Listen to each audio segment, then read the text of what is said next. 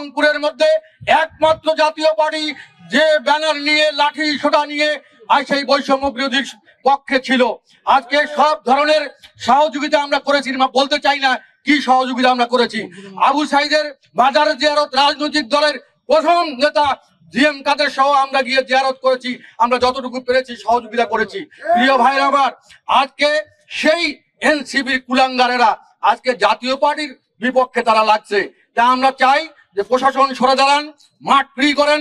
আমাদের শক্তি মত্তা আছে কিনা আমরা একটু জানান দিতে চাই রংপুরের মাঠে, আমরা সেটাই চাই।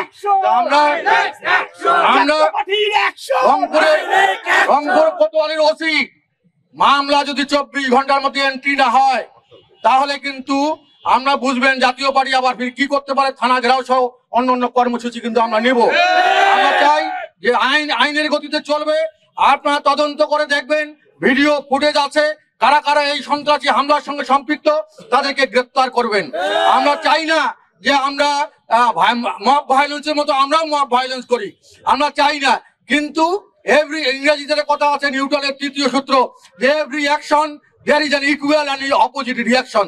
যদি তারা অ্যাকশন করে সেই আমরা রিয়াকশনটাও সেই দাঁত ভাঙা জবাব দেওয়ার জন্য জাতীয় পার্টি প্রস্তুত আছে। আমি জাতীয় পার্টির সমস্ত নেতা কর্মী আজকে তাৎক্ষণিক বিক্ষোভ, কালকে রাত্রে মেসেজ দেওয়া হয়েছে বিক্ষোভ কর্মসূচি সারা দেশে, আজকে তাৎক্ষণিক বিক্ষোভ হলো। এরপরে যে প্রোগ্রাম হবে প্রত্যেকটা ওয়ার্ড প্রত্যেকটা ইউনিট থেকে আমাদের নেতা কর্মীরা, অন্য কোনো লোককে আনার দরকার নাই, শুধু নেতা কর্মীরা আপনারা আসবেন। জাতীয় পার্টিকে আবার এই হোসেন মোহাম্মদের সাথে অস্তিত্ব রংপুরকে রক্ষা করার জন্য আপনারা সকলে ঐক্যবদ্ধ প্রচেষ্টার মাধ্যমে আমরা আগামী দিনে জাতীয় পার্টির রাজনীতি চালিয়ে যাব।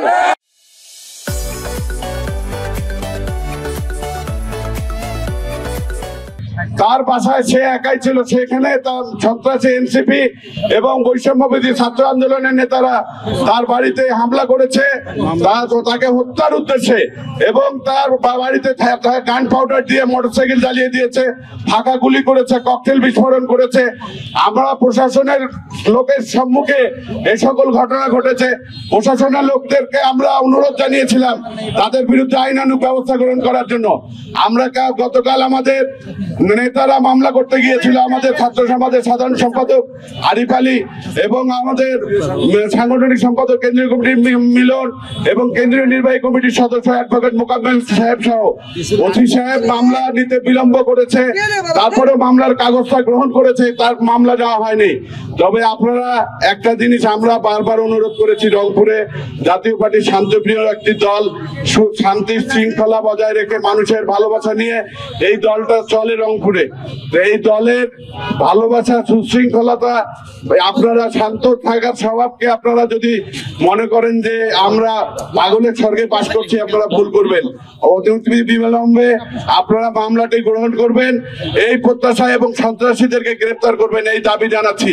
অনতি বিলম্বে না হলে আমরা পরবর্তী কর্মসূচি হরতালের মতন কর্মসূচিতেও আমরা যেতে পারি, এরকম সিদ্ধান্ত আমরা যাব। আপনারা যদি মামলা গ্রহণ না করেন তাহলে আমরা আপনাদেরকে 24 ঘন্টা সময় দিলাম, আপনারা মামলাটি গ্রহণ করুন, আইনানুগ ব্যবস্থা গ্রহণ করুন, সন্ত্রাসীদেরকে গ্রেফতার করুন, এই প্রত্যাশা রেখে আমি আমার বক্তব্য শেষ করছি।